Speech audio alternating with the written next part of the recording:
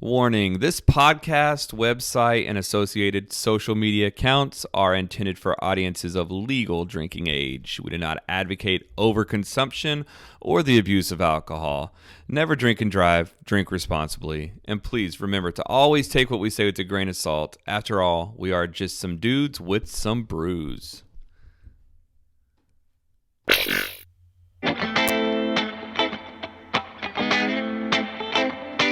We started out by crawling out from under the thumb of the man. The lovers of God with dad bods just trying to feed our fam. Go sit right there and grab a beer, you know just what to do. Throw it back, get hammered, and listen to Dudes and Brews. You ready to clap today? All right, so here we got a local fan favorite, Kevin Couch, with us today. I don't know who the fans are. Well, we're fans of your work. Well, thanks. So you're one of the owners of CBC, right? And one of the founding owners as well. I'm one of the founding owners of CBC with our good friend that you may know, Ben Krause. Yep. Mm-hmm. So, and then we have another business partner, John Brown, and he's the old guy, so we won't talk about him. He'll never hear this, so I think I'm good. He's got his name in the title at least. His name is he's the B in CBC, and that stands for many more things than Brown. His last name. I'll just leave it there. All right. I hope he never hears this. Well, so CBC, so you guys do advertising, you do design. Because we're a craft brew podcast, we thought you'd be great to have on because of your work with craft breweries and really even from my understanding, like distillers and so forth as well. Yeah. So I guess just tell us, how'd you get started? How'd you get into this industry? How'd your business grow? Man, well, it's really cool, actually. I mean, the story's kind of come like full circle now, so I'll take you down memory lane here for a little bit. So we started CBC in 2013. We actually started it out of Ben Krause's sign shop at the time. He had an extra office, and I was helping him get that business up and going and doing some graphic design. And I just moved back from Chicago, so I'm from the area. I moved to Chicago to join a band of all things, right? And after the band broke up, which is just another chapter, another book, Right. The band broke up, moved back home, started working with Ben. He had this extra office, and we're like, man, we should just go ahead and start doing some websites and doing graphic design and like really pursuing the branding kind of stuff, which is what I was doing in Chicago. And so we had a few, literally like 2 clients, that were paying us like $50, like small stuff. Yeah. And anyway, this opportunity came up to buy this website company out of Durant called Bunchalada. And so Ben and I partnered together with John, and we bought it. And so kind of birthed CBC about 2013, 2014. And really at that point, they were already an operating business. So it kind of just like, 1 or 2 clients that we had just kind of shot off into, space and in terms of work, and we were kind of off to the races. And fast forward, we first 2 years of the company, we weren't doing a lot of alcohol work. We were doing some. This cool story. One of our first deals we ever made with the alcohol company was Jeremy Roberts at 903. And I'd always wanted to do beer, because every ad agency wants to have their their quintessential alcohol company, like your prized work, because alcohol's fun because you get to drink alcohol and you get to design labels, Right. So it's really cool work, right? Oh, yeah. And so we did this deal with Jeremy where it involved no money. He legit just paid Ben and I in kegs of beer. Nice. All So right. Jeremy, And this is when they first I'm not mad started, at this it. is when Jeremy first started. We Yeah. we were some of the OGs showing Yeah. up to the first trivia nights where there was like 5 of us. Oh, Yeah. okay. And yeah. I think it was me, Ben, and Ben's wife would sometimes come. But we were just there, and there. I think Michael Waite, Johnny Waite were there. There was a very, very kind of light crowd, and Right. then obviously trivia night now. Like I'm calling trivia, and there's 60 people. Oh, 70, yeah, it's it's just crazy out nuts. there. Now. Yeah. But this is back in the day when Jeremy first started it, when we first started. So Jeremy didn't have, he was getting his start. We were getting our start. So we just kind of worked out this deal. I remember we'd stroll into work at 9 a.m. and I'd see Ben Krause sitting there with a giant handle of, I think it was General Sherman's Brown Ale at the Oh, time. Oh man, it Yeah. was back. That was oh, back in the geez. day. So we were drinking brown ale at 9 a.m. Right. 9 a.m. It was our beer and coffee, But man, that's really how we got started. And then we the first couple of years of CBC, we actually doubled the company. And we had corporate clients. We had some alcohol clients. We had some website clients. I mean, it was just kind of a smorgasbord of work, right? Yeah. Wasn't super. I eventually would go on and get pretty burnt out because it was just kind of all over the map, But fast forward, the company doubles and doubles and doubles, and things are great. And we got a staff of 8 or 9 people, and it's going great. And then we have the opportunity to sell the company, and then we sold the company in 2018. At which point I moved on to a couple of different ventures and got back in the music business. That's a longer conversation for another day as well. But so 2018, I kind of got back in the music business and we sold CBC. And then right when the pandemic kind of started coming down, the folks that we sold the company to approached us back, and we were able to work out a deal for us to take back over. Nice. And believe it or not, man, and it's really the grace of God, that we're here. But this has been the best year CBC's ever had. And if Jeremy ever listens to this, I'll say because Jeremy's finally paying me. Yeah. Glad you made that clear. You're finally getting paid. No, Right. we're back to doing great work with 903, and cool story about 903 is not only are they they're kind of our OG client, original client, but we also won our very first international design award with 903, which was really cool, and that was last year in May, and it was the Muse International Creative Awards. And do you remember the beer that was kind of like an ode to the pandemic called Wits End? Oh Yep. yeah, It was the Wits End Yep. label, Yep. and we won gold. And cool. Yeah, so it was really cool. For us, that's like winning a Grammy. You know what I mean? Yeah. It's Okay. kind of like one of those deals. So to win an international award with our homies at 903 was really cool, and it kind of also was a slap in the face to COVID. Yeah, cool. that's what I thought. This whole Right. beer is all about us being in COVID, and you know what? We just slayed it. We've had enough. It was great. So, and then we kind of. Getting back into it this year, one thing led to another. We started working with Jeremy, and then we started working with our friends Robert and Jonathan and Marcia over at Iron Root, and we got to rebrand their new labels, which aren't even on the shelves yet. So got to do some really exciting packaging work with Iron Root, which they've won best bourbon in the world for 3 years in a row. Well, come to find out, right after the 903 award, we win a gold award for all the Iron Root packaging. Oh, Really? dang. So Okay. so now we've lined up 2 international acclaims in no less than 2 weeks of one another, and they're Right. all businesses from Grayson County. Wow. Oh, for sure. How Yeah. crazy is that? Yeah, So, that's crazy. and then fast forward, people hear about that, and then we start talking to this large distiller down in Houston, and that spirals into this and spirals into that, and then we pick up a few more breweries along the way, and so now we're doing a ton of alcohol work at our company, and it's it's super fun. So it's all over the map, man. Some are craft, and then some are also large producers. So it's just kind of it's kind of whatever's coming to us that day project wise. But man, it's been a crazy.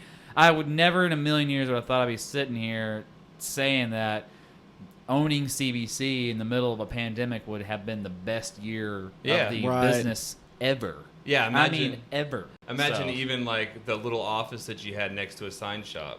Oh So, yeah, yeah. There's a lot to unpack here. it's So a trip. let's take it back to the beginning. So how did you already have a history of design, or did you guys just say, hey, let's start designing and then we'll see where it takes us? Yeah, so when I first had met Ben, I was actually on staff at Sherman Bible. I was the director of communications. I actually created that position. That position did not exist before my time. Ask Jeff Weidman for fun cliff notes on that. He'll tell you all about. I used to have emo hair whenever I worked there. And, Okay, yeah. dude, it was a trip that I even worked at Sherman Bible with my emo hair, because most of them are positions. exactly. Most of them are bald and have Right. and have facial hair. I had no facial hair and emo hair. But no, I did the communications thing. So that's where I really cut my teeth in design. Uh-huh. Was at Sherman Bible. Oh, okay, cool. Nice. Okay, so so it sounds like you haven't been doing labels with 903 this entire time. That there was a break in between when I guess you sold the company before you bought it back. Correct. Okay, and was Yeah. was CBC still doing labels with them, or did they No, have? so probably in 2017, Jeremy had actually approached, whenever we still owned it, before we sold it, he approached us, and one of our staff members named Michael Waite, I don't know if y'all ever met Michael, but Michael, he was our designer, and he was doing a lot of the hands-on with Jeremy's account. And so they were expanding. This is right when they got that big canning line and just really, I think they had just signed their distribution deal, their distributor's deal. And so they just needed some more full-time effort, and I was kind of checking out, you know what I mean, because we were getting ready to sell. I gotcha. So Jeremy just kind of, broached the subject and said, hey, let us just take Michael in-house. And so Michael worked in-house for them for about the period of time that we sold it up until a few months before we came back on the scene. So, it was just kind of incredible timing then and incredible timing now. I mean, the timing is wild how it all is lined up. So, yeah. Yeah, because I've noticed the the growth in the labels from where it started to where it is now. Now it's fun. Yeah. It's inviting. Before it was like more of a like a stamp, like a very very cookie cutter. Yeah. Kind of template. I think driven. when the labels, when we first got a hold of the labels, they had some flagship beers, which I want to say was Chosen One, Ruse Red Ale, the Brown Ale, and I think Sasquatch. They had Sasquatch, but it hadn't quite yet taken flight yet. And then when we came on the scene and started really taking over, we actually are the ones who developed the Sasquatch character. That's awesome. Like the original Sasquatch character. Okay. Yeah. And we won I think that was the year we won our first Addy Award, which is a cool story. We won our first Addy Award, which is, again, it's kind of like a Grammy for us, was with the 903 Sasquatch, General Sherman's Brown Ale label, the Sugar on Top IPA label, and I think there was one more. There was a set of 4 that we won an Addy on. Yeah, that Sugar on Top, that was the original IPA. The original IPA. It had the elephant on it. Exactly.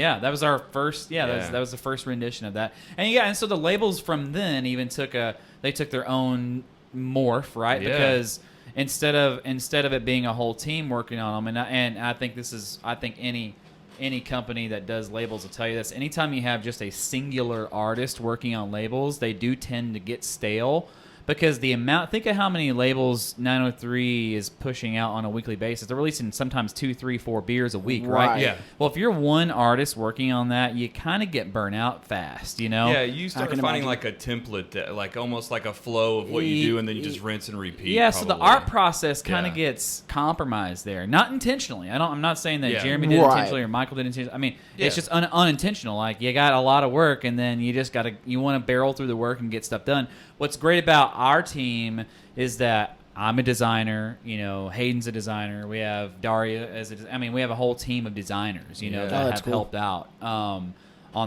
all facets of the project. Like Wits End, what's really cool is, Wits End won, and I designed that label and had a big role in that, by myself. But then like the last 2 labels that we haven't really even announced that we won awards with yet, because we just found out last week.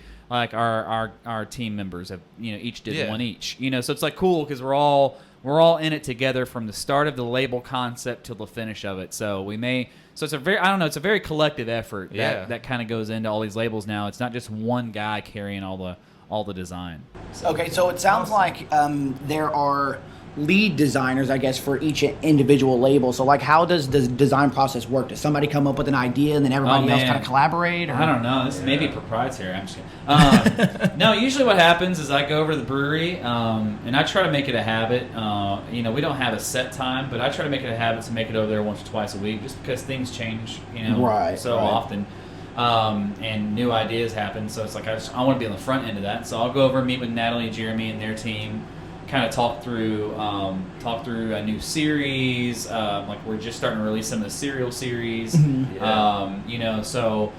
Talking through that, we just came out with one called the Pinnacle series, which is like the higher ABV series. I think there's only been 1 or 2 releases so far. But so we'll go over there, and they'll throw out some beer names and some ideas. So that, hey, there's here's 4 slushies that we have coming. Here's the names. Like Ocean Breeze is one I remember. Yeah. So we started talking about, do we want to look like Sonic Ocean Water, or do we want to like be more tropical in themes? So we'll discuss themes and ideas and kind of have a 30,000 foot conversation. I'll take the notes usually because I'm more of the creative director now, and then I'll take it back to my design team, and we'll have we try to do 2 to 3 concepts for every label just so we have some variety and choices, Right. So that's kind of the process, and then it goes back and forth, and we all make tweaks and stuff like that. So I mean, it's kind of we've got 903 down to, it's almost just like we kind of can mind read each other. It's really right. We've done so many now. My team can mind read me, and I'm understanding what Jeremy and Natalie are going for in their team, and so it's just, I don't know, the process is just like really honed in and working now. So. Yeah. Oh, that's awesome. cool. Yeah. So what other breweries do you work with besides 903? So we just finished a website and launched a website for Backstory Brewing out of Sulphur Springs.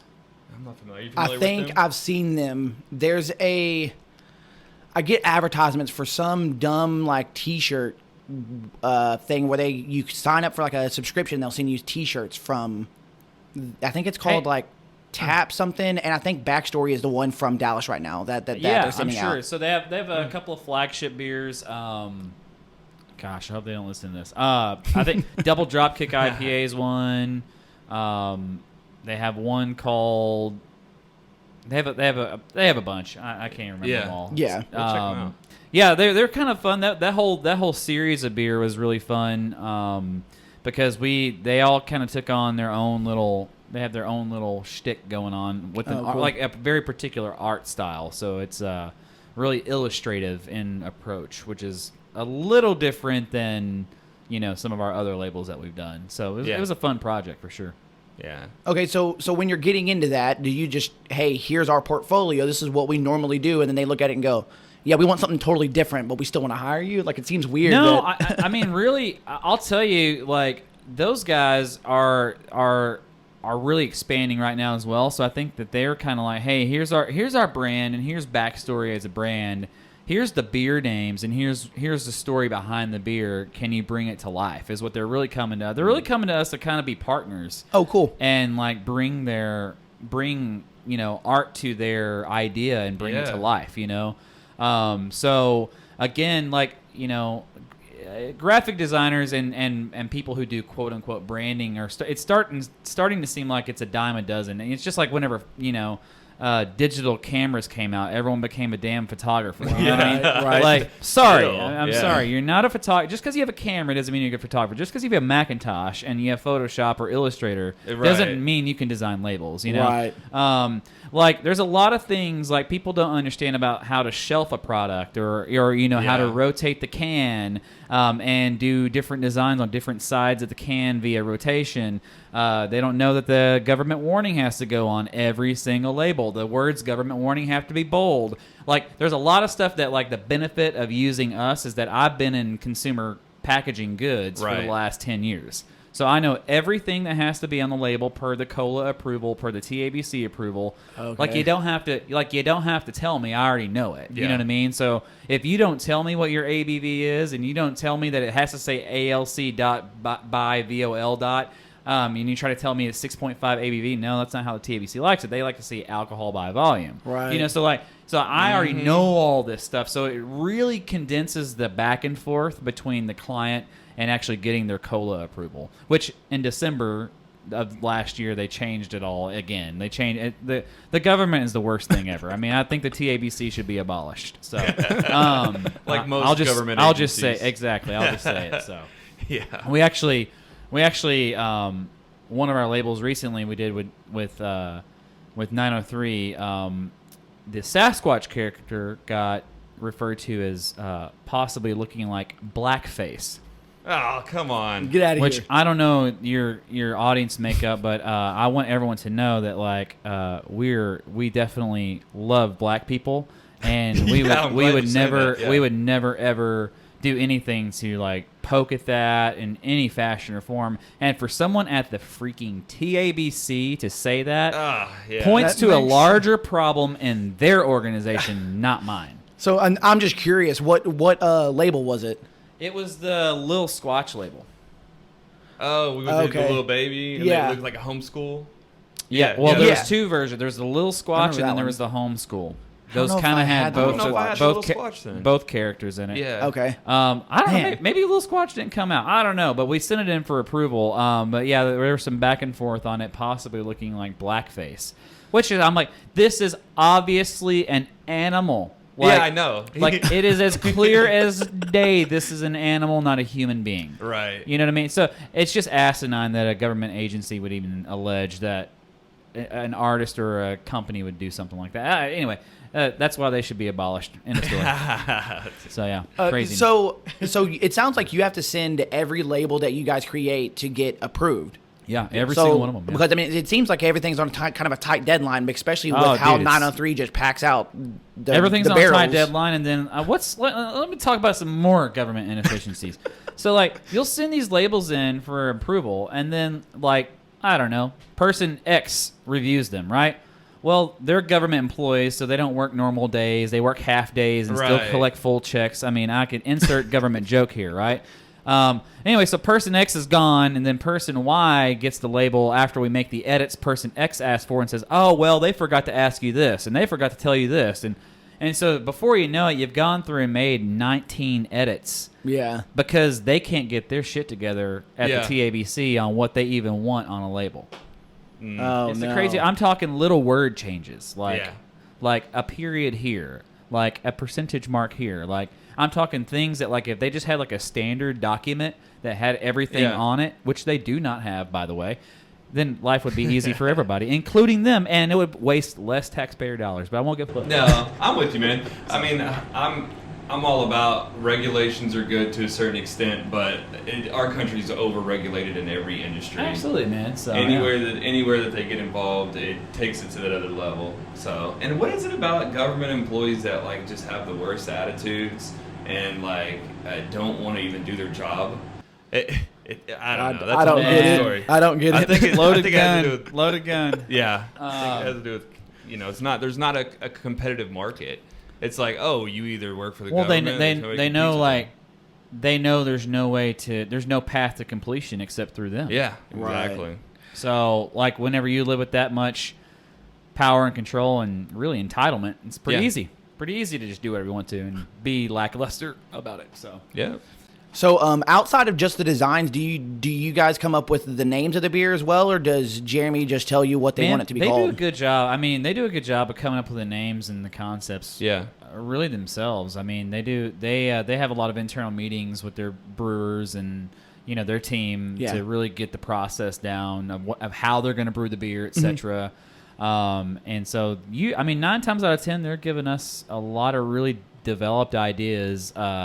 There's a couple of cases where we have to do a name change or something, where we can be flexible and name beers and Yeah. I think I don't know. I think Jeremy did name Wits End. I think he did name that. But yeah, I mean, there's been several cases where we'll just have to like a beer that's about to come out.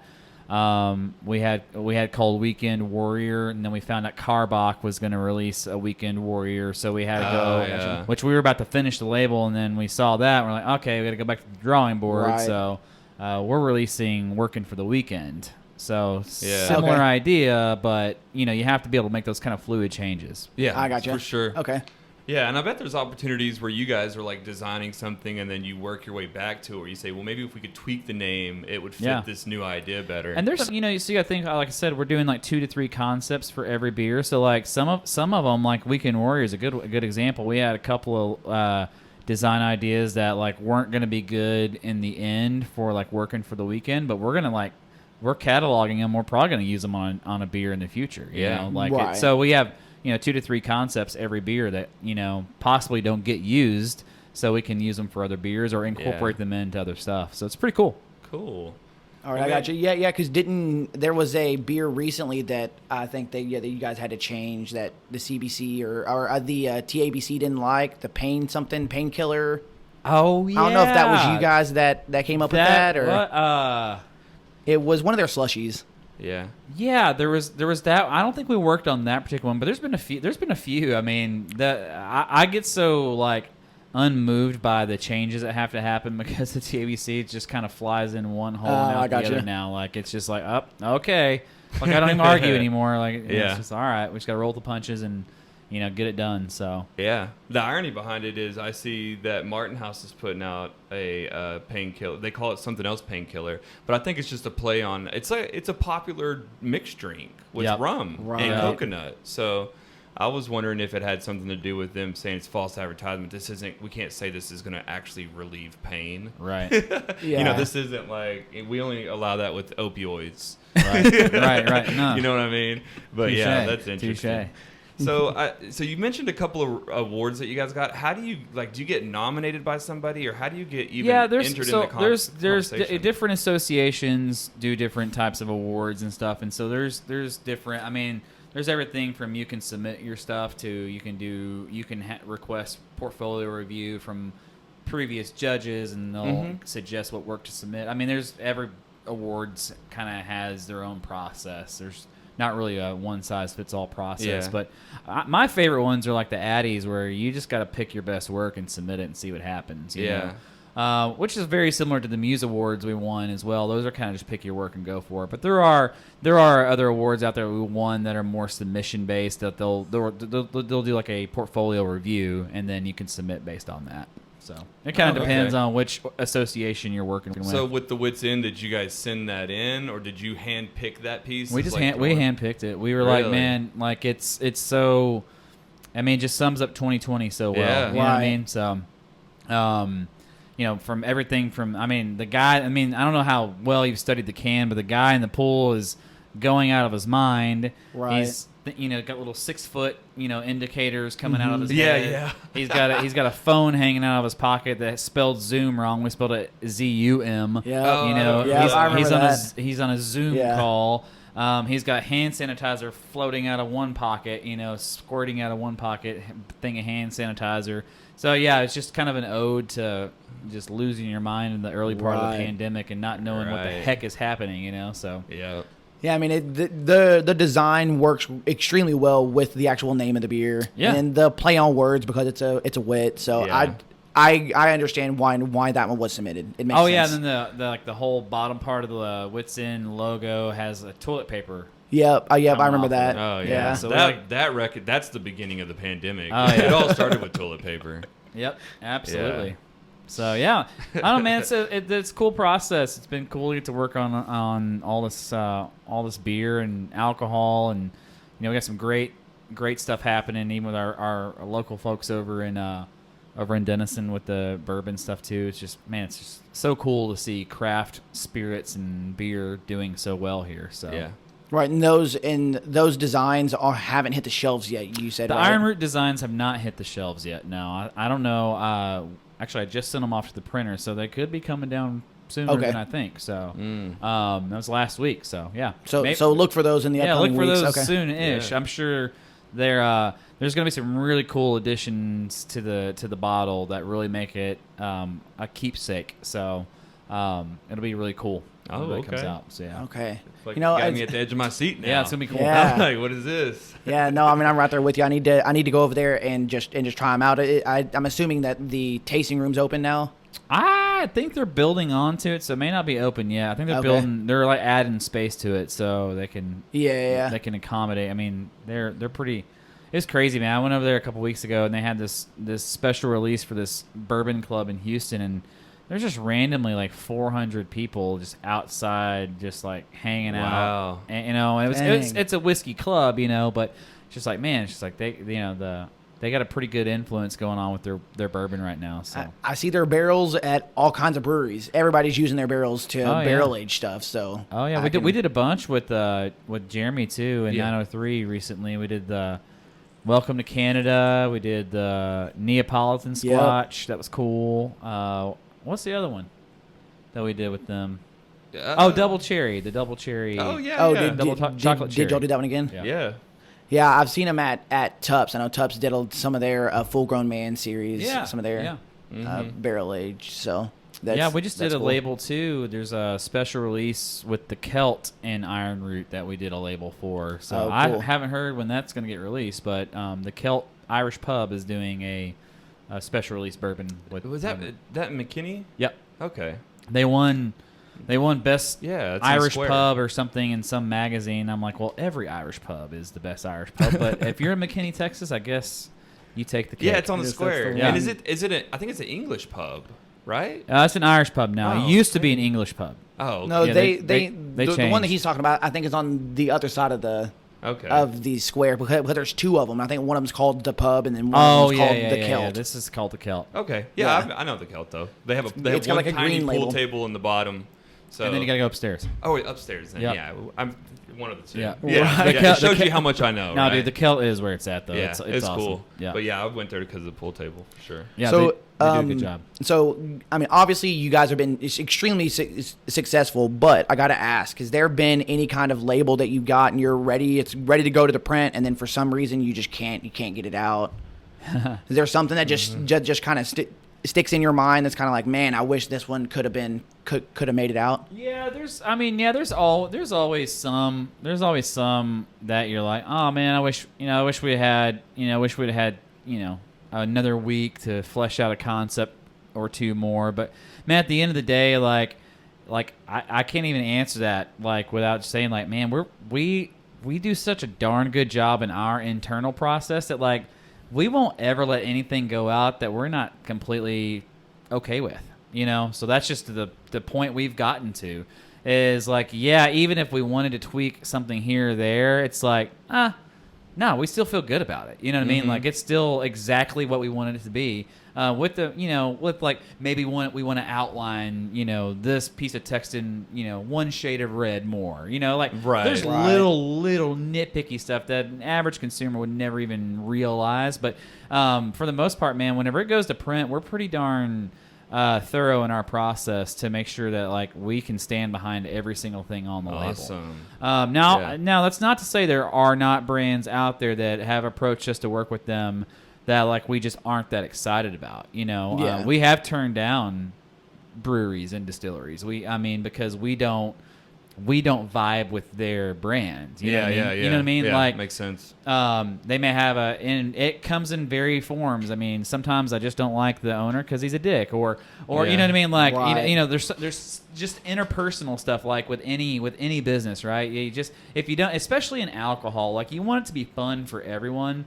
So like if you're not vibing, like, and I think a lot of businesses kind of mess this up sometimes. Like, man, like on your fun projects, if you're not vibing, then you probably shouldn't be doing them. You know what I Yeah. mean? Like, I it should agree. be fun for everybody. Everyone should be having the absolute best time reviewing the artwork, giving feedback on the artwork. Like, most people are like, oh man, if I say this kind of looks weird, will that offend you? I'm like, no, man, feedback is like the crux of the design and packaging world. Like, if we don't get feedback from our brand owners and get buy-in from them, then we can't represent them well. So like Right. the feedback process is the most crucial process of any of it, because at the end of the day, like for Jeremy, for instance, I mean, that's Jeremy's, 903 is on his arm. I mean, that's his brand, that's his baby. I mean, it's literally tattooed on him, so like if he can't get behind that label, there ain't no reason for us to even try to put it out because we're not representing him well. So we always want to make sure we got brand buy-in from the brand owner.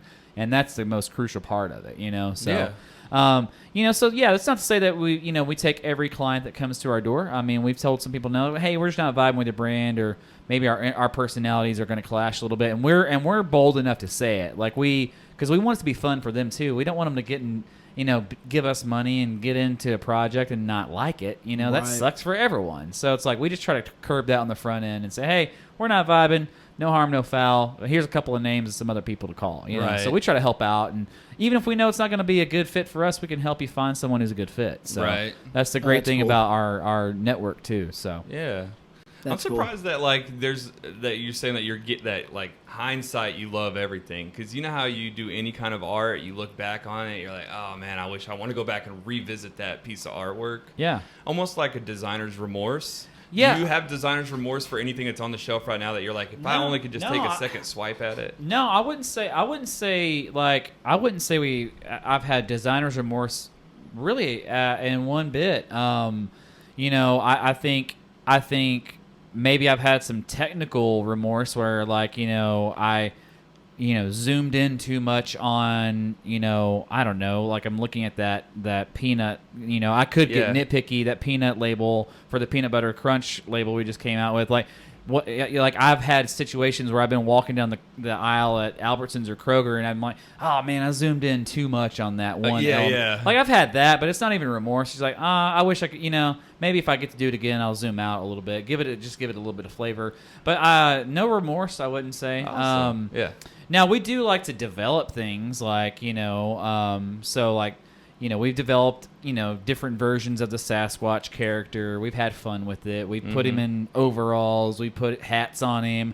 We kind of like to develop and have fun with stuff. But I wouldn't. Yeah, remorse is not one of those words I think any of us feel whenever it comes to those labels. Yeah. Sometimes it's just more technical stuff. Yeah. I feel that. A font slid over 2 pixels to the left. You know what I mean? Which no one else would ever know besides us. I was going to say, Right. Nobody else cares. Right. It's just nitpicky stuff like that. Right. But it's not even that's not even quote remorse. I guess. Yeah. Right. It's just more like we'll adjust that maybe in the future. Right. Maybe we won't. I don't know. Maybe we like it where it is. I don't know. It's just, that's the whole art piece of it. You know what I mean? So, Okay, I gotcha. Because I like the little renditions that you guys have done with a Sasquatch. Yeah, man, it keeps it fun. Wintertime, he's wearing the hat and scarf, and the reserves. He's all fancy with a top hat. So I like all the fun stuff. It makes it fun. Yeah, it keeps it in. I mean, for us, it keeps it interesting. And what's awesome is like it keeps those. Like with 903, Sasquatch is a staple for them, so it's like people are gonna remember, the Biggie Smalls Sasquatch, people are gonna remember the Top Hat Sasquatch. Like those are like almost like different eras of Sasquatch. You know what I mean? For sure. So it's like it's kind of cool to watch it kind of have its own little genre and eras of living, so it's kind of cool. So my birthday always coincides with the birthday Sasquatch each year. Oh, nice. Because it's in January, and I don't remember when the birthday is. I just know every year for my birthday, my wife goes and gets me birthday Sasquatch from up there. And, man, I love it. And I love how up there for their birthday parties, they always have so many Sasquatches. Yeah. So all of the different kinds, and then they barrel age them, and... that's cool, man. I think it'd be cool to put together a poster or something with all their logos. There's been a lot of them. Yeah, that's a really good idea, though. It makes me think of those posters with like all the Simpsons characters, but it's all the different Sasquatch characters. Yeah, maybe even that's like a really good idea, actually. A Where's Waldo, but it's like you find specific Sasquatches in this thing of. Yeah, you can even add non-903 Sasquatches in there. It's pretty cool. I like it. I like it. I do some side work, so exactly. Just let me know if you need. I'm gonna have to claim that as my own idea. Yeah, there you go. All right, man. So there's one question that we like to ask all of our guests. So right now, what would you say is your personal favorite kind of go-to craft beer? Ooh, go-to favorites. Well, I'll caveat this with, I just started to be able to drink craft beer again. So I had a surgery performed on my stomach so I could be less fat. I've lost about 150 pounds, so I feel like I can just say the F word. Just say it proudly. I was going the wrong way with my weight, and so I had the surgery done. They really discourage carbonated beverages for a very good long while because it fills you up faster, Right.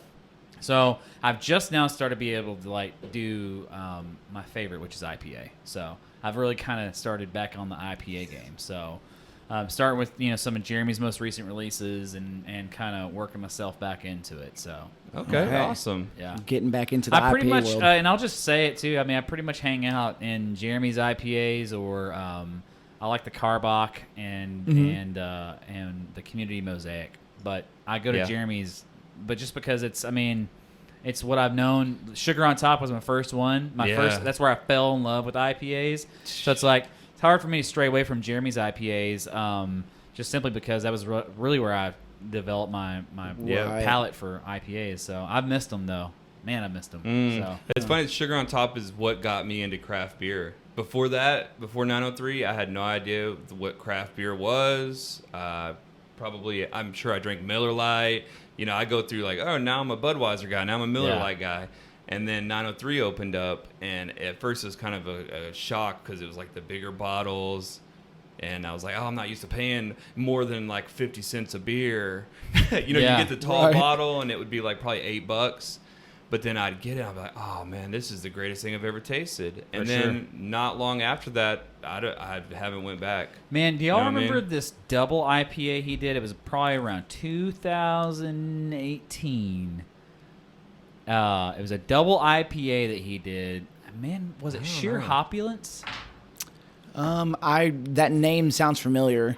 Maybe that wasn't the name of it. Maybe it was another double IPA. But Jeremy did a double IPA, and maybe I'll experience this, but like it hit me in a way that I've never had a craft beer hit me. I mean, in a good and bad way, I guess. The effects were bad, but the feeling was good. I don't know, man. It was just. I don't know. It was such a good beer, man. It was like I don't remember if it was 10 or 11%. You asked Jeremy about this double IPA he did back in 2018. Yeah. That stuff We'll have to would. ask him. I mean, it would just put you on your rear, See, dude. I mean, you'd be it's- down. It's funny You because could not. You could. I'm serious. I was a very avid beer drinker then. I could put down in a session probably 6, 7, in a solid session and be totally fine.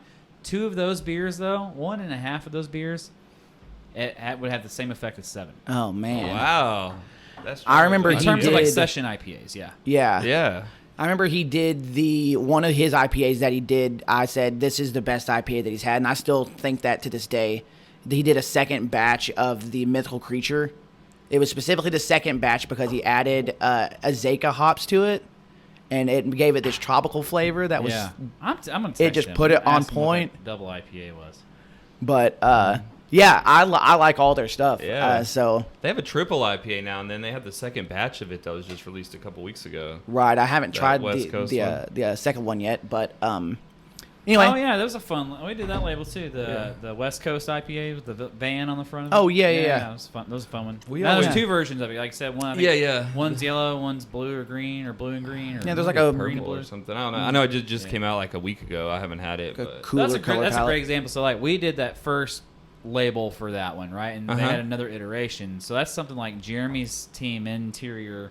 They can take those files too and like do subtle color changes and change the name on the label. Like we didn't actually do that second label.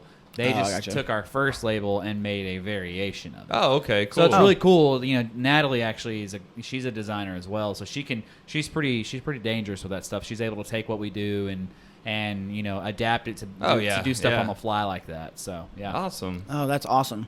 So where can Sheer they Hopulence find? was the name of it. Yeah. Oh, the Sheer Hopulence. Yeah. Okay. I don't remember Crazy. that one at all. The names sounds weird. familiar. I thought I remembered all of them, man. I thought I was like the biggest 903 fan. Not even joking. He always gives me crap. I'm like, man, I don't know. I just can't. They all just run That's all I together drink, sometimes. man. That's all.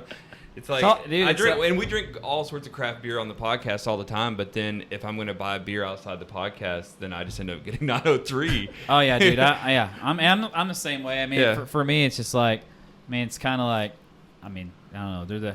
They're the OGs. And Yeah. and Right. Jeremy and Natalie are good. More than that, they're just really good friends and good people. So it's like, man, you know, it's like, Yeah. got to support that. You know, support Right. those good people in the community that you know are doing something to.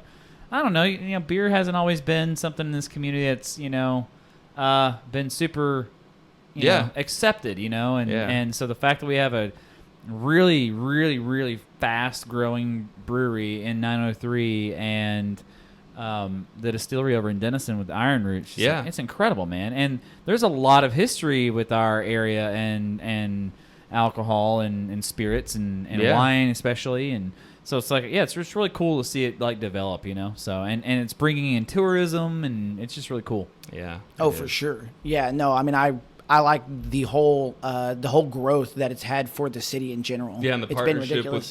with the city and the community. Yeah. That's great. It's awesome. Yeah. So you got to tell us, where can everybody find you guys? So you can look up CBC Creative on Facebook.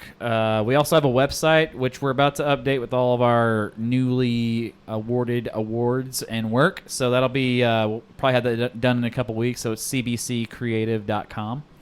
And I mean we're on all the socials. I wish we're in the business of advertising and helping people be more active on socials, but ours sucks. Mainly because it's super hard. I think anyone who I don't know, I've talked to brewers who are like, I get tired of drinking beers, so I'll dabble with some bourbon or some wine here and there, because they're like, I have beer all day because I'm testing it, and so I think anytime same thing applies to us. We do stuff all day long. It's like posting on Facebook is not always the first priority. Maybe turning on the TV and just putting your brain on autopilot works a lot better sometimes. So, I get it. And we're small. We're small. It's hard. It's hard to keep up with whenever we're doing that for so many other folks. But there's also some loose strategy behind it. I also don't want my competitors trying to come and poach my clients either. So I usually wait to talk about who all my clients are until I absolutely have to, which is usually when you win an award. So, because you know what I mean, like every business, every industry is competitive, and so like there's gonna be all my competitors are gonna start hitting Jeremy up and Iron Root, and it's just like I like to mitigate that as much as possible if I can control it, So it's just the business side of me. So just protecting what we built and those relationships, and so but hey, you know what, competition's competition, so it's what makes the world go round and makes us better, honestly. So that's what keeps us away from those government entities. That's right. That's right, man. Capitalist America. Yes. Yeah, people always, I don't know, I've heard business they always get pissed about competition. I'm like, man, honestly, really, if you have the right perspective, competition's the best thing that ever happened to you because it makes you better. It helps you grow. It is, and you wouldn't have a successful business if you weren't competitive to begin with. Exactly. Yeah. So exactly. Right. So I like to joke around. I competition's like what I eat for breakfast. I live for it. You know what I mean? Like I wake up in the morning. I'm like, here we go. Hey, let's go kick this guy's butt today. So it's motivating. It's fun. I think brewers do the same thing, man. They're like, you know what I mean? They like, know what's going on in the other breweries. Exactly. Yeah. They all follow each other's Facebooks and know, all right, this I don't know, this cream ale is coming out from this person, or this one's coming out from this person. We're gonna do one and do it 1,000 times better. Yeah, you know what I mean? So that's what's cool about the distiller world, the brewery world, even the wine world is like there's competition, but it's also like it's very, very, I don't know, it's very, very, it's a community too. You know what I mean? Like, I don't know, they're not trying to like kill each other and chop heads off. They're just trying to have a good, friendly competition.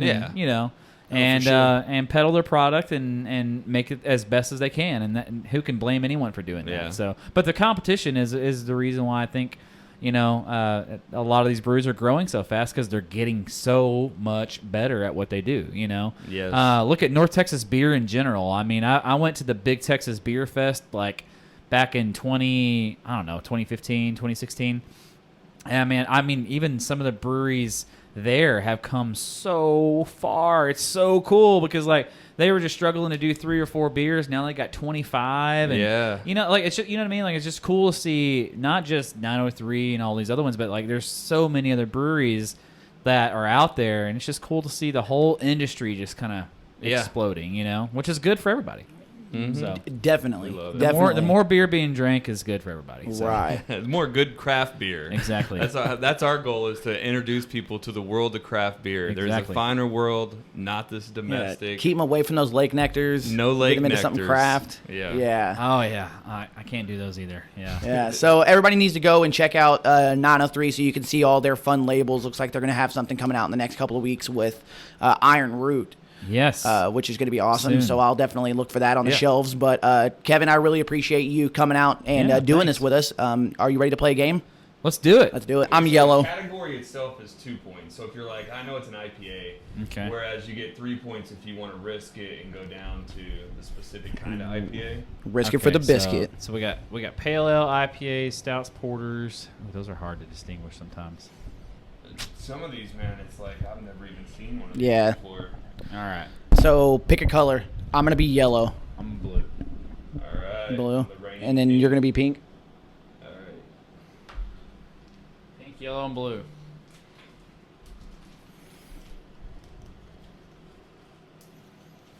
All right. So number 1 here. So the way we like to do this, we do this a little slow. So I'm going to apologize ahead of time. We do this slow. Are we left and right? Or going left So and the right? reason why I say we do this slow is yeah, we're I like supposed to drink one beer, Left to right. drink it, really think about it, guess it, and then we also always like to rate these beers. So we'll Oh, rate nice. all So of these rating, on too. Untappd is the way we like Nice. to do it. So So do we go in order? yep. Yeah, So we'll start with just the one on one. the far left. We'll do it one at a time. Taste it. Okay. Now? Yep. So I'm getting a little smell of it. This is unfair. I had COVID and lost my taste and smell. Really? Oh no! Has it come back yet? My smell hasn't really. Oh no!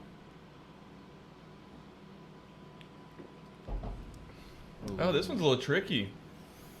I feel like I'm tasting something that's like fruity.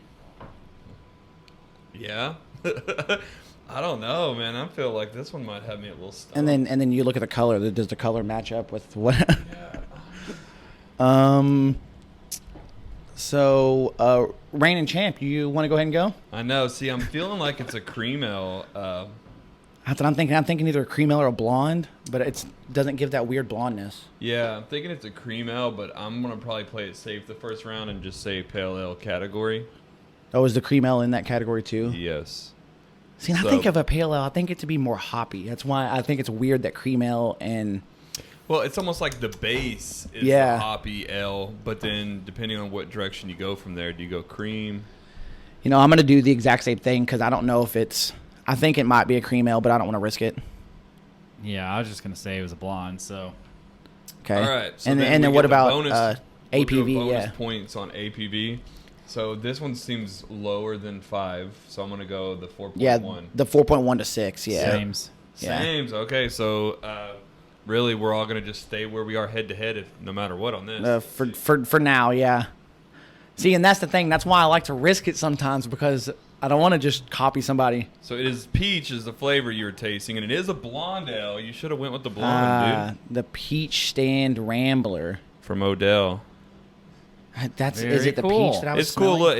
Look, he's a peach stand owner, but it's Cool he's got art style. Yeah, I like it, dude. I'm really into like that illustrative art, like Yeah. popping colors. So Odell does a lot of this stuff with a lot of like floral Yeah. designs. So like Odell does it. Their designs are actually pretty good. Sometimes their design is simply just of some flowers or a bird. They would Yeah. have like a hummingbird or something. Yeah. So I'm not a big fan of a lot of their stuff art wise, but Which, what's cool about this art is it's 2-color, well 3-color really, yeah.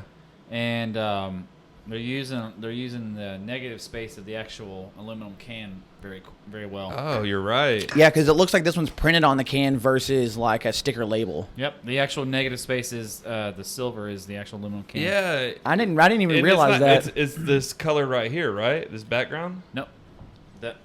That's so all that's printed. This right here is all the can. that is. Yeah, Yeah, on the little and back there the road and stuff. Yeah. Right. Like right there. yeah on the tree. Yeah, everything that's supposed to be brown is the negative is what it That's looks cool. like. Yeah, Mm-hmm. it's not a bad idea. Awesome. So we can move up. We all got 3 points? Yep. All right. And then if you were to rate this one, Untappd does a scale of 1 to 5 in quarter increments. What are you guys rating this one? I like this one. This one's actually pretty good. It's really refreshing. I like the peach flavor. I say 3.0. I was going to go with a 3.25. Yeah. Yeah, I'm going to do 3.0. So a 3 in total. Okay. Yep. I was going to see what the APV is on it. I don't see it. Does it not tell you? No, You're it gonna has have to be on there. Pull out Dude, your you'll phone be or your surprised. tablet. They're not on here all the time. Oh, We have to go to Untappd sometimes. Odell's from Colorado, so I don't know if they have something They different. may have different rules. Yeah. You're I mean, like, you kept "Get 'em." mentioning the TABC, but Here it is. 5.1 alcohol by volume. Oh, he found it. Where? Right here. They're usually going to be right above your government warnings. Oh, yeah. see, he already knows. 5.1. I thought it was less I than love 5, it. but There you go. You can just leave them there. Yeah, you might have to pull these up on Untappd. So All right, so let's Cool. go move on to Next. beer number 2. Ooh, this one's got a little bit of Ooh. some maple smell. I like the smell already. Yeah. I do like that smell. It smells like waffles. Yeah. I smell straight That waffle. tastes like waffles. Yeah, that's a waffle beer. Is that on this No, list? there's not a waffle category. Um, We pull up sometimes when we rate the beer, we pull up this category that shows like the smell. It's like a smell category. Okay, question. Now, can they be in the same category twice? Yeah, these are random beers. It could be the same exact kind of beer. Okay. So we did it with this other guy, Brock, who has the food truck, the barbecue food truck, and it was random, but it was a bunch of sours. We're like, another sour. It was so obvious. But yeah, this is our smellogram here. So we usually are like, what? I mean, yeah, when we like to call it the smell scale. I think this is gonna be over in the hazelnut, down in the spicy. This is for hazelnut. sure hazelnut. Yep. Hardcore waffle. Like, I just smell waffles. Yeah. But it's that hazelnut. But the thing is what type of beer is it? I'm We're not trying to I'm guess going- the flavor. I'm gonna go. Yeah, I have a feeling it's probably. I'm definitely gonna go back to just it being a Pale pale ale. blonde. Oh, See- you're gonna go to the blonde, huh? See, I think I'm going to go in and say it's a cream ale. I was gonna do cream ale too, but just. I'm gonna go just pale ale. You know, I mean, you can play it safe. That's the thing. Yeah, I was about to say. I'm playing it safe, Where do I want to go? but I definitely, I don't know. I could see it being a cream ale too. I mean, this one's good. It is good. I'm enjoying it. I'm gonna go cream ale, and then for APV, I'm gonna say this one is right at 5.5. Yeah, I mean, it's no higher than 6, so it's still within the 4.1 to 6. Oh, because that's okay.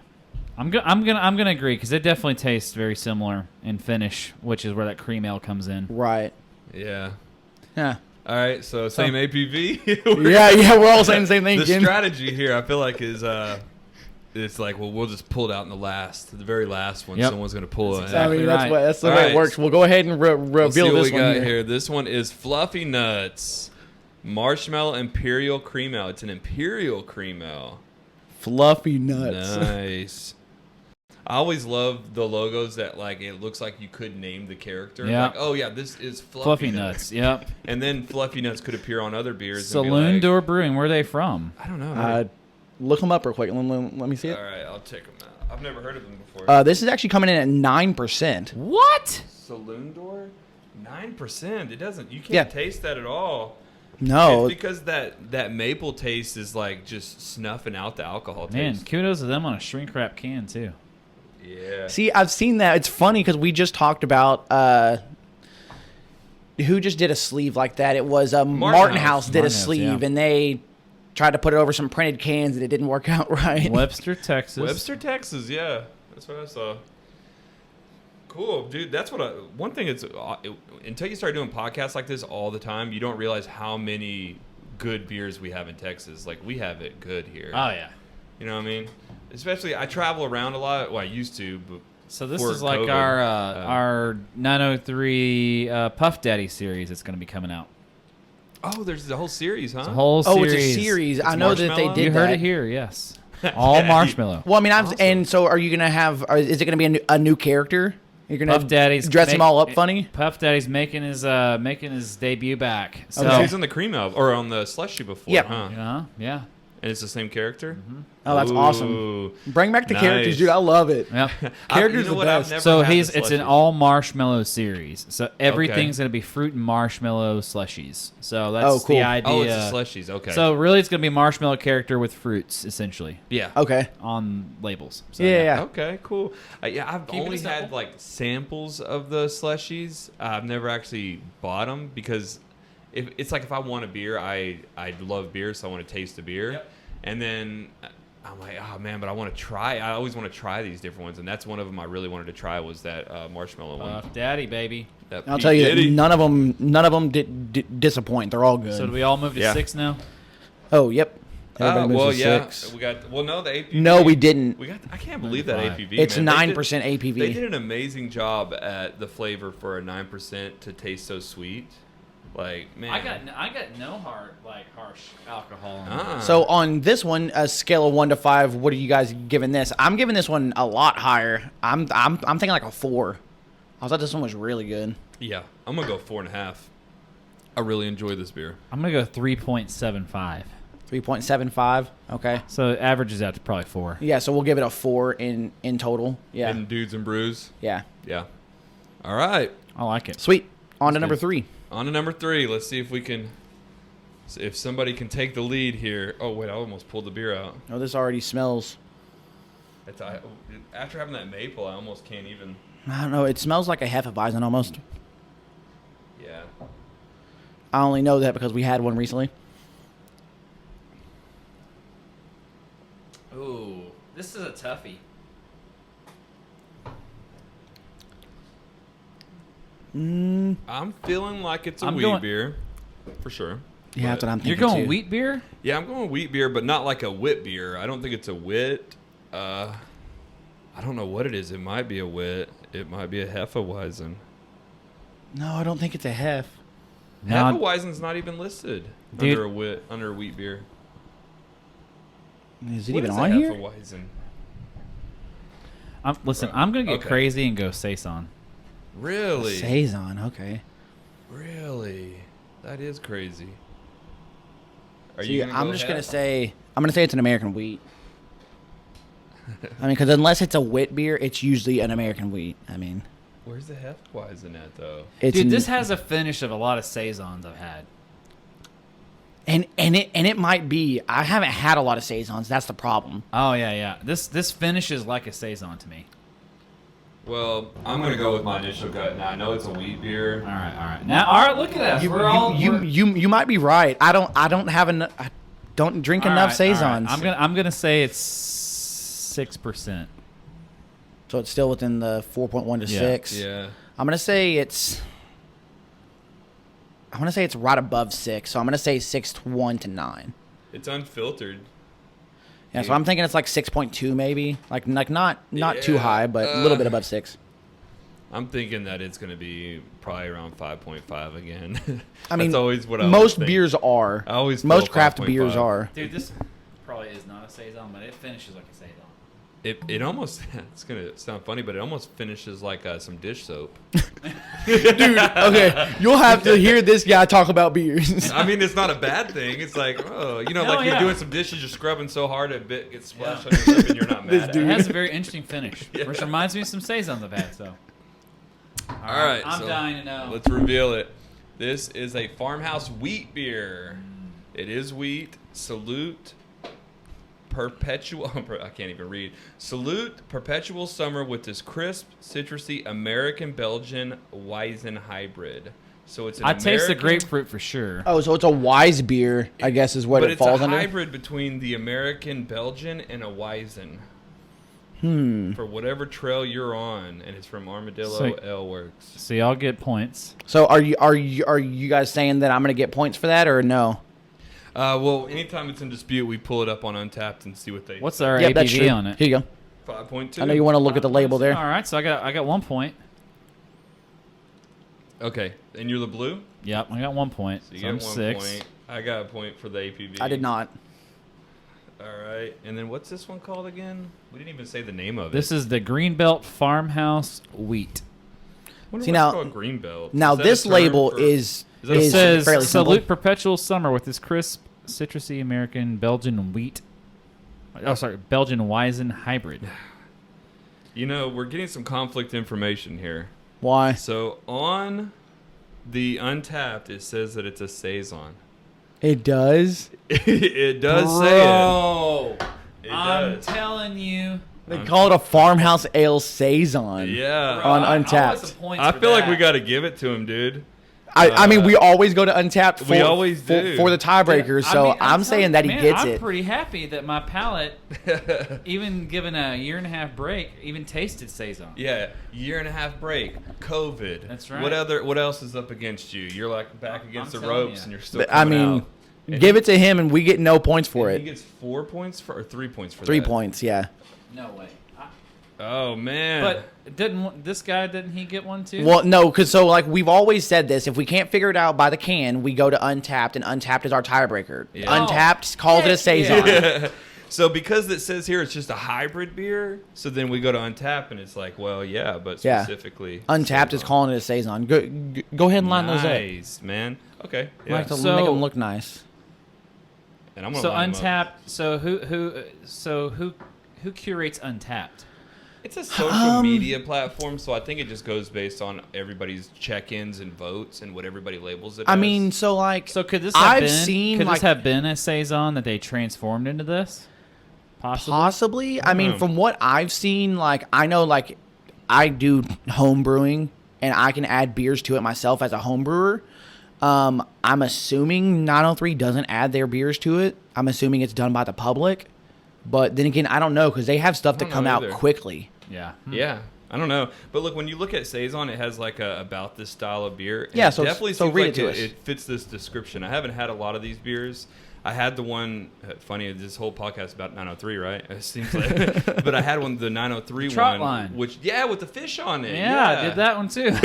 I wasn't a big fan of it, but that's the only saison. That's my I've ever that was had. my favorite. That like other than the IPA, it's my other favorite beer. Really? Is the Trotline saison. I just Okay. remember I had it one time. I bought like a 6-pack, and of course I drank the 6-pack. But I just remember thinking like, yeah, I'm not gonna get that one. Man, again. that is like a go to the lake beer, dude. I love Right. it. It's one of those lake nectars. It's a real I lake love it, nectar. man. So it says it's a Belgian style saison, may have I don't know what that word is, Brettanomyx or lactic character, fruity, horsey, goaty, or leather-like aromas.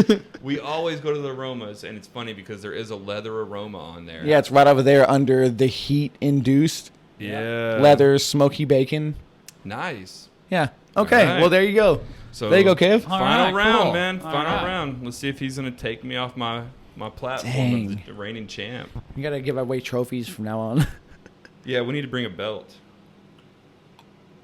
Aw. Ooh. It's got that orange, citrusy taste. I can say that without giving it away because I don't know what it is. Oh, this one's a little bit more difficult. I have a guess because of the finish, but I'm not sure. It's got so much citrus that it's hard to tell what kind of beer it is. Okay, I'm just gonna go for it because I'm losing here. I'm in the back of the pack. All right, Well, I'm gonna- you're going for broke. Yeah, I'm gonna say it's a blonde. It gives a finish of what I would say a blonde does. Yeah. I just had to cleanse my palate. I'm going blonde for sure. Yeah, because like a blonde gives me this weird finish that reminds me of a like a light American ale, but it's tastier. But the finish is still very similar. Going In- blonde, I have- 5.5%. I have to go. Yeah, I'm like, thinking like 5. Yeah. to be able to take Kevin on, I'm gonna have to pick an actual beer type. So I'm gonna pick something different here, but it's gonna have to be in the pale ale category. If I'm right, I lose. So I'm gonna go with the American Pale Ale, and I'm gonna say it's gonna be right at 5.2, not 5.5, but 5.2 ABV. yeah, I'm thinking like right around 5. Yeah. If I choose a category and get it wrong, I still get a pale ale category. Nope. Nope. Okay. It's You like get that's you get no that's the points. risk. All right, I'm gonna move it down to Kolsch. A Kolsch? Oh. You know, the only Kolsch I've ever had has been from Franconia. I've never had another Kolsch I before. had the one from what's the other Carbach? They have a Kolsch. Do they? It has Okay. like a horny toad on it. Mm-hmm. Yeah. Okay. It's pretty good. It's like one of their best beers. Just so there's some difference, I'm gonna go Kolsch. All Okay. right. All right. Final reveal. At a 5.5. It is, I like the can, Tangerine. Yep, Lakewood. They're in Dallas. And it is the Tangerine Queen. Coming in at 5.7. It's close. At 5.5. Tangerine Queen is a refreshing, easy drinking wheat beer with a hint of tangerine. It reminds us of those lazy spring days before the Texas summer. It does not taste like a wheat beer. I would have not have guessed No way. that. No. I'm curious to know what They should Untappd calls reevaluate it. their recipe. Well, like I said, they put so much citrus in there that you can't tell. It Well, really kills what, the wheat. I what actually like I'm just that. curious to know what Untappd calls it because I wouldn't have He's said wheat questioning at it. all. Not at all. I wouldn't have either, and I'm honestly not a big wheat fan, but this beer don't is either. really good. So if it is wheat, then they Dude, all these were really refreshing. yeah. Oh, they're great. I love how I'm like can barely touch the beer. No, dude, it's Tangerine. fine. It's fine. I will say, dude, you look great. Well, thank you. You I look appreciate great. it. I appreciate it. And what better way to drink beer than to be able to drink a little bit of all of them? Absolutely, man. You know what I mean? You don't have to just go into one corner. You just, Right. So it says it's a wheat beer. It's an American pale wheat. They're calling it a I had the pale American wheat. pale, but it's a wheat beer. It's not a pale ale. It's a wheat. So nobody gets points for No one that, gets but points, it looks like yeah. everybody gets 1 point for the APV. Oh, the ABV. So, Yeah. Doesn't matter. even if I lost, it doesn't matter. Larry did not win. Listen, I lucked out. Beat you. I lucked out on the Saison, dude. It just had that Saison. I don't think finish you for lucked me. out, dude. I think you went all in on the Saison. Yeah, I You're did. like, this is Saison, chips on the table. I did. And it paid I off. mean, I'll be honest. Whenever you said that, I said, this guy's crazy. He's completely wrong. And he was Awesome. completely right. Yeah, so, he was It's, right. For me, I always can distinguish Saison. It's all about the finish on it. It's all about how it sits on the palate. I just have need to to get have another one more. there. It's always got a little Yeah. tartness to it to me. Yeah. Okay. I'm gonna have to get some more now. Right. I'm like, Wow. I think the last Saison I had was when we went to that trip in Colorado. Went to a bear brewing. I had a Saison there, and it was all right. It wasn't bad. But, like I said, I don't have them some of often them, enough. Some Saisons, they toe the line of being sours, you know? Like, they're... Yeah. Oh, really? With that tart? Like with the Yeah, tartness. some of them are bad, you know? Yeah. Mm. Okay. Well, Kevin, I appreciate you coming on. I Dude, thank thanks you. for having me. Yeah. It's been fun. a blast. We've had a great time. I thank you for beating Larry. So thanks for that. Someone's got to do it because Joe can't. No, sure can't. I always come in last for some reason. I suck at this game. Can't tell what beers are, just like drinking them. But make sure to check him out at cbccreative.com. You can find him on social media at CBC Creative as well. Make sure to follow us online at Untappd and Instagram at _Dudes&Brews. But we're out of here. All right. Jeez. We appreciate you guys tuning in for another episode of Dudes and Brews. If you haven't yet, please subscribe to the show on Apple Podcasts, Spotify, whatever platform you're on, we're on there. We have a YouTube channel, Dudes and Brews. We would love if you would subscribe there as well. If you are subscribed and you want to help us out just a little more, unsubscribe and resubscribe again. It sounds funny and stupid and kind of obnoxious, all of the subscribing and resubscribing and stuff, but it helps in these little algorithms games for like climbing the charts, because again, we are organic and we are where we are because of you guys. Yeah, we really do appreciate your support. Shout us out. We really do love it when you guys interact with us, when you add us, mention us, put us on your stories, tag us, all that fun stuff, all the stuff the kids are doing. We like grabbing that stuff and we put it up for you guys. So we appreciate you so much. Keep having fun, drinking them brews, hanging with them dudes. Tune in next week for another episode of Dudes and Brews.